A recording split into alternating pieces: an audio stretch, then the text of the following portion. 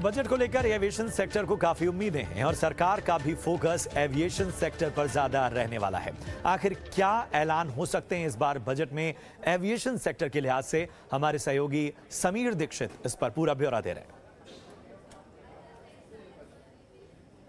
Aviation sector में national asset monetization programme के तहत 20,000 करोड़ रुपए का फंड जनरेट करना है एसेट मोनेटाइजेशन के जरिए। तो वहीं मिनिस्ट्री ने एक महत्वाकांक्षी लक्ष्य भी तय किया है कि अगले 4 से 5 सालों में 98,000 करोड़ का निवेश करना है ताकि इंफ्रास्ट्रक्चर में सुधार किया जाए, इसको और आगे बढ़ाया जा सके। और ये सब कुछ तभी संभव है जब निजी निवेश, प्राइवेट इन्वेस्टमेंट में इजाफा होगा। यही वजह है कि सूत्र बता रहे हैं कि आगामी यूनियन बजट में प्राइवेट इन्वेस्टमेंट को अट्रैक्ट करने के लिए कुछ बड़ी घोषणाएं हो सकती हैं।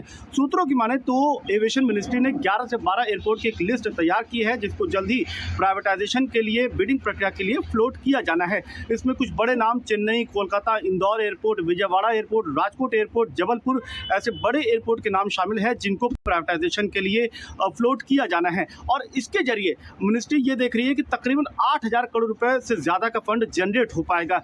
यही नहीं, इस एयरपोर्ट प्राइवेटाइजेशन के जरिए भी सरकार की कोशिश ये है कि जो मौजूदा एविएशन सेक्टर में ग्रोथ है इसको और आगे बढ़ाया जा सके। तो ये एक बड़ी घोषणा आगामी यूनियन बजट में हम देख सकते हैं, क्योंकि कैबिनेट नोट भी रेडी है और बजट में अनाउंसमेंट के बाद इसके कैबिनेट अप्रूवल के लिए इसको आगे बढ़ाया जा सकता है। इसके अलावा ड्रोन एक अहम सेक्टर है जहां पर एविएशन मिनिस्ट्री खास तौर पे फोकस करती है। इस ड्रोन के लिए पीएलआई स्कीम का अनाउंसमेंट पहले ही किया गया था जिसका बजटरी आउटले 120 करोड़ रुपए था, लेकिन इसमें जिस तरीके का रिस्पांस मिला है इससे उत्साहित होकर के सरकार इसका बजटरी आउटले बढ़ा सकती है और आगामी बजट में इसका अनाउंसमेंट हो सकता है। तो जो बजटरी आउटले अब पीएलआई स्कीम का रह सकता है वो तकरीबन 200 से 250 करोड़ रुपए रह सकता है ड्रोन और ड्रोन कंपोनेंट्स के लिए। इसके साथ ही साथ उड़ान स्कीम यानी कि छोटे शहरों को हवाई मार्ग से जोड़ना, इसके लिए जो वायबिलिटी गैप फंडिंग है इस पर भी सरकार जो फंड है उसका दायरा बढ़ा सकती है और एमआरओ सर्विस में निजी निवेश को आमंत्रित करने के लिए भी सरकार दरवाजे खोल सकती है। तो ये कुछ अहम अनाउंसमेंट आगामी बजट में एविएशन सेक्टर के लिए हम देख सकते हैं। और वहीं जीएमआर ग्रुप के सीईओ विदय जयपुरिया का एविएशन सेक्टर के इंफ्रास्ट्रक्चर बजट को लेकर क्या उनकी उम्मीदें हैं, क्या एक्सपेक्टेशन वो रखते हैं, चलिए आपको सुनाते हैं। Do you think so infrastructure fund could be one sort of relief for this entire aviation sector? That is something that was suggested in the meeting today also. Okay. That infrastructure fund Okay. is something that can help any infrastructure development with long-term fund at low interest rate. तो आपने देखा कि किस तरह से aviation sector को जो है वो बजट से काफ़ी उम्मीदें हैं और बड़ी आशा भरी निगाहों से ये पूरा सेक्टर देख रहा है। लेकिन इसके अलावा आखिर कौन कौन से पहलू हैं जो एविएशन सेक्टर को बूम दे सकते हैं, इस पर खास चर्चा करने हमारे साथ मौजूद हैं जाने माने एविएशन एक्सपर्ट सनत कौल साहब। सनत सर, बहुत बहुत स्वागत है आपका ईटी नाउ स्वदेश में। इस पूरी चर्चा में बहुत सारी रिपोर्ट और बहुत सारे जो एक्सपेक्टेशन है इस सेक्टर के उनको तो हमने फोकस किया, फिर भी एज एन एक्सपर्ट आप क्या देखते हैं जिसकी सबसे ज़्यादा जो उम्मीद आपको पूरी होती नज़र आ रही है इस बजट में, जिसकी काफ़ी लंबे वक्त से चर्चा हो रही है? देखिए, सबसे पहले मैं 4 आइटम्स कहूँगा जिससे कुछ रिलीफ मिला है एविएशन सेक्टर को। एक तो मिला है एयर इंडिया के सेल से, उससे बजट पे बहुत रिलीफ मिल गया है। दूसरा, अब कोविड के रिस्ट्रिक्शंस खत्म हो गए हैं और सारी बिल्कुल खुली गया समझिए, तो उससे बहुत रिलीफ मिला है जो कि सरकार ने लगाए थे। ठीक है, रीजन जो भी थे पर कोई मतलब एफर्ट सारी सरकार ने रिस्ट्रिक्शन लगाए थे और इसकी वजह से एयरलाइंस और एयरपोर्ट्स ऑल्सो का लॉसेस बहुत हो गए, बहुत सफर किया। तो ये 3 चीजें बड़ी चीजें हैं जिससे हमें रिलीफ मिला है। अब हम क्या चाहते हैं, अब जो नया बजट आने वाला है इसमें क्या क्या होना चाहिए। इसमें एक तो ये है कि एविएशन सेक्टर को अपनी सेहत में वापस लाना चाहिए। हाँ, इसका बहुत जरूरी है कि उनके क्या देख लें, बड़े बड़े डीप इनके लॉसेस हो चुके हैं, उसको देखना पड़ेगा इनको कि उसके लिए क्या कर सकते हैं। एयरलाइन में बड़े घाटे हुए हैं, एयरपोर्ट में भी हुए हैं और औरों ने भी सफर किया है। तो ये इसको देखते हुए सिंपैथेटिकली देखना है कि क्या कर सकते हैं। इसमें 2 चीजें पॉसिबल हैं। एक तो थोड़ा सा pressure of tax and cess कम कर सकते हैं। जीएसटी टिकट में 5% है, वो ठीक है, स्पेशली बिजनेस क्लास में ज्यादा है, पर इसमें कम है।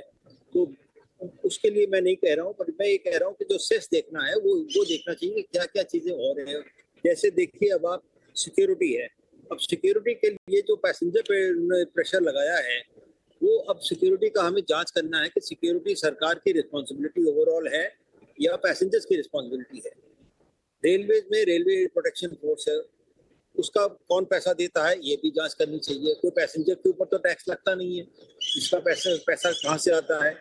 और इस तरह देखना पड़ेगा हमें कि ये रेलवे और एविएशन में कंपैरिजन करें तो टैक्स तो मेरे ख्याल में दोनों तरफ ही 5% है टिकट पे, पर और चीजें जो एविएशन पे लगती हैं, जब आप एक टिकट 100 रुपए का खरीदते हैं तो 200 रुपए देना पड़ता है आपको। तो वो सारी चीजें एग्जामिन करनी चाहिए कि कहाँ कहाँ रिलीफ दे सकते हैं।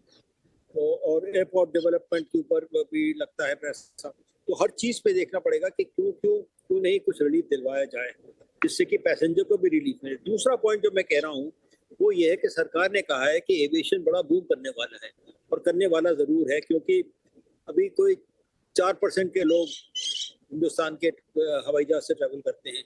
जैसे इकॉनमी ग्रो करती है 4 से 20-25% हो जाएगी, तो इतना ज्यादा ग्रोथ होगी इसके लिए। और हम क्या चाहते हैं, हम चाहते हैं कि हो ये, अब सरकार ने भी अपना एविएशन, अब कोई लग्जरी सेक्टर नहीं है, अब ये आम आदमी, चप्पल वाला पहनने वाला आदमी भी ट्रैवल करेगा।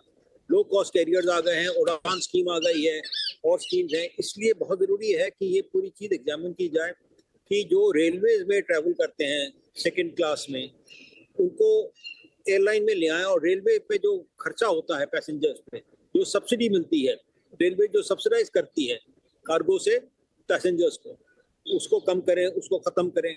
और एयरलाइन के जो लो कॉस्ट कैरियर्स हैं या जो लो इनकम टिकट्स हैं, उन सबको उसमें इंकरेज करें। क्या इंकरेजमेंट करना है वो मैं अभी नहीं कह सकता हूँ, उसमें बहुत चीजें हो सकती हैं, पर ये जरूर करें कि जो ट्रैवल करते हैं, लॉन्ग डिस्टेंस ट्रैवल करते हैं, जो असम से, उड़ीसा से बेंगलोर जाते हैं, बम्बई जाते हैं, दिल्ली जाते हैं, उन सबको अगर सस्ता टिकट एयरलाइन का मिले तो रेलवे पे प्रेशर कम हो जाएगा। तो ये सब चीजें, अब टाइम आ गया इसको एग्जामिन करने के लिए। अब इतने सारे एयरपोर्ट नए खोल रहे हैं, कहाँ से लोग ट्रैवल करने के लिए तैयार हैं, वो हवाई जहाज से जाने के लिए, सफर करने के लिए तैयार हैं। इसलिए उनको अगर मौका मिले और टिकट का दाम बहुत ज्यादा ना हो रेलवे टिकट से, तो वो जाएंगे, उनका टाइम बचता है, उनका पैसा भी बचता है, क्योंकि लंबी जर्नी में खर्चा भी बहुत ज्यादा हो जाता है। 2 घंटे की जर्नी में कोई खर्चा नहीं होता, अपने साथ आप कुछ खाने का भी ले जा सकते हो। तो लो कॉस्ट कैरियर जो आ गए हैं उसमें 70% ट्रैवल तो अब उससे ज्यादा ही ज्यादा मेरे ख्याल में आजकल लो कॉस्ट कैरियर से हो रहा है। तो इसको हमें देखना होगा कि ये एयरलाइन और पैसेंजर्स को किस तरह बढ़ावा दें जो कि रेलवे पे प्रेशर कम आए। तो ये एक मेरा कहना है कि इसको एक सरकार को लॉन्ग टर्म से एग्जामिन करना चाहिए। और मुद्दे तो वही अलग अलग हैं। एक तो जैसे एमआरओ का है, $1 बिलियन की बिजनेस है, जो कि हमारे पास 1000 हवाई जहाज के करीब आजकल कमर्शियल हवाई जहाज हैं, वो सब बाहर जाते हैं और अपने उनके जो टेस्ट होते हैं, CND चेक्स और बड़े बड़े चेक्स होते हैं, वो हिंदुस्तान में नहीं होते, या यहाँ जो भी काम होना होता है यहाँ नहीं होता है, बाहर करते हैं, क्योंकि यहाँ ज़्यादा महंगा बैठता है। क्यों महंगा बैठता है? टैक्सेस ज़्यादा हैं, डिले हैं, कई सब मुद्दे सब सरकार को पता है। पर ये 4-5 साल से ज़्यादा, बहुत सालों से ये मामला चल रहा है कि MRO को कैसे डेवलप करें, और सरकार हर बार प्रॉमिस करती है कि हम देखेंगे और कुछ होता नहीं है। और अब ये हालत ही आ गई है कि रुपये का जो डिप्रिसिएशन हुआ है उससे ज़्यादा फिलीपीन के पैसे का और तुर्की के पैसे का हो गया। तो ज़्यादातर वहाँ MRO वहाँ ज़्यादा अच्छा कर रहे हैं, हिंदुस्तान के अंदर MRO उतना अच्छा नहीं कर सकते, क्योंकि जो वैल्यू है डॉलर की वो अभी भी हिंदुस्तान में ज़्यादा है, और हमारी जो कंपीटिंग कंट्रीज हैं वहाँ कम है, तो वहाँ चले जाते हैं। तो ये सब एग्जामिन करने की बात है, ये बड़ा डिटेल में एग्जामिन करना पड़ेगा, इनको देखना पड़ेगा कि MRO को कैसे रिवाइज करेंगे। अब आ गया मामला ड्रोन्स का। ड्रोन तो एक ऐसी चीज है जिसका सिविल एप्लीकेशन, मिलिट्री की मैं बात नहीं कर रहा हूँ, सिविल एप्लीकेशन इतना ज्यादा है, हर जगह उनका लगता है, चाहे एग्रीकल्चर हो, चाहे माइनिंग हो, चाहे वेयर हाउसिंग हो, चाहे डिलीवरी हो, चाहे मेडिकल हो, चाहे कोई भी चीज हो, हर जगह नए नए एप्लीकेशन आ रहे हैं। ड्रोन में कैमरा इतने अच्छे लग रहे हैं जिससे कि सॉइल का, जमीन का मॉइस्चर भी पता चल जाता है। एग्रीकल्चर में ये डिसाइड कर सकते हैं खेती वाले किसान लोग कि कितना पानी डालना, कितना पानी बचना, कितना पानी बच सकता है। तो ये सारी चीजें नई नई चीजें हैं, इसमें ट्रेनिंग देनी होती है, सरकार के ऑफिसर्स को अवेयर करना पड़ता है, उनको बताना पड़ता है कि ड्रोन का क्या क्या एप्लीकेशन है, प्राइवेट लोगों को बताना पड़ता है। एक तो उसमें इंफॉर्मेशन एजुकेशन का बहुत जरूरी है, दूसरा रिसर्च एंड डेवलपमेंट करना है। हमने 2014 में ड्रोन को बैन कर दिया था इंडिया से, अब जब खुला है 2020, 21, 22 में, अब बिल्कुल खुल गया है। अब हमने मैन्युफैक्चरिंग में उतना तब टाइम लॉस हो गया, अब हमको मैन्युफैक्चरिंग करनी है, अपना R&D सेटअप करना है। इसके लिए IIT और अदर इंस्टीट्यूशंस को डेवलप करना चाहिए, उनको फंड करना चाहिए कि भाई वहाँ पैसा दीजिए बजट से और रिसर्च शुरू करें ड्रोन पे, कोई एग्रीकल्चर पे करे, कोई माइनिंग पे करे, कोई डिलीवरी पे करे, हर चीज़ों पे करना चाहिए। फिर बियॉन्ड विजुअल साइट, यानी जो आँख से ज़्यादा दूर ड्रोन चलते हैं, उनको उनका रास्ता खोलना बहुत जरूरी है।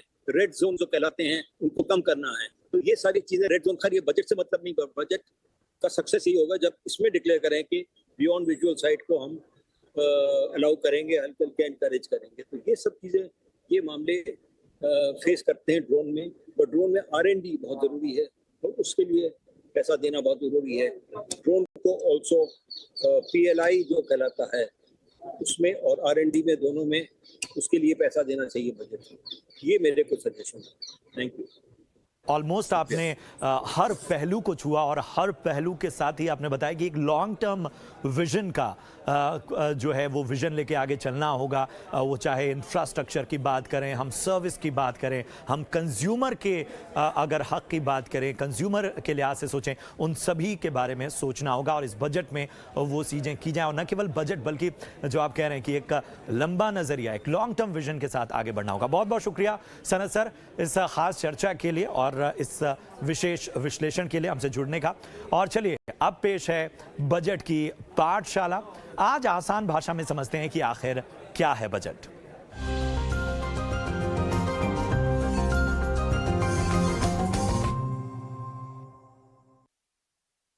सरकार का बजट बिल्कुल उसी तरह का होता है जैसे कि किसी परिवार का बजट होता है, कि उसमें ये अनुमान लगाया जाता है कि हमारी आमदनी कितनी होगी और हमारा खर्चा कितना होगा पूरे साल में। हम लोग जो अपने परिवार में, हमेशा हमारी कोशिश रहती है कि हमारे खर्चे जो हैं वो हमारी आमदनी से कम हों। सरकार का भी लक्ष्य यही कह रहता है। और बजट जो है वो एक सरकार की स्टेटमेंट है, एक सरकार का लेखा जोखा है कि हम आने वाले साल में अपनी आमदनी कितनी करेंगे और किस तरह से करेंगे, और हम अपने खर्चे कितने करेंगे और किस किस क्षेत्र में करेंगे। बजट एक लेखा जोखा ही है इस आमदनी और खर्चे का। साथ में बजट में कई बार कुछ बड़े नीतिगत अनाउंसमेंट किए जाते हैं, जिसका कि लक्ष्य हम करीब यही रहता है कि इन खर्चों को कैसे हम और एफिशिएंट बनाएं और हम अपनी आमदनी को किस ज़रिए से और अपनी बढ़ाएं, और ऐसे बढ़ाएं जिससे उसका अर्थव्यवस्था पे असर अच्छा रहे। तो बजट का मतलब यही है। और चलिए अब अपने ख़ास सेगमेंट की ओर बढ़ते हैं, और इस सेगमेंट का नाम है दास्तान बजट। आज एक ख़ास फैक्ट हम आपके सामने लेकर आ रहे हैं, और आज हम दास्तान बजट में जानेंगे कि शब्दों में सबसे बड़ा बजट कौन सा था। तो 1991 का, जी हाँ, साल 1991 का ये बजट था, जो ऐतिहासिक बजट रहा। 18,650 शब्दों का सबसे लंबा भाषण रहा। 1991 में मनमोहन सिंह का पहला बजट दुनिया के लिए, जो ओपन इकॉनमी है, खुली अर्थव्यवस्था के द्वार तब खोले गए और अर्थव्यवस्था की हालत तब खराब थी, और इस बजट को उस लिहाज से बहुत बड़ा गेम चेंजर माना गया, क्योंकि जो ओपन इकॉनमी थी उसके लिहाज से जो रिफॉर्म किए गए और जिस तरह से इस बजट के ऐलान हुए, उन सब ने दुनिया के लिए खुले अर्थव्यवस्था के द्वार खोले, और तब हमारी इकॉनमी जो थी वो बड़े मुश्किल दौर से गुजर रही थी।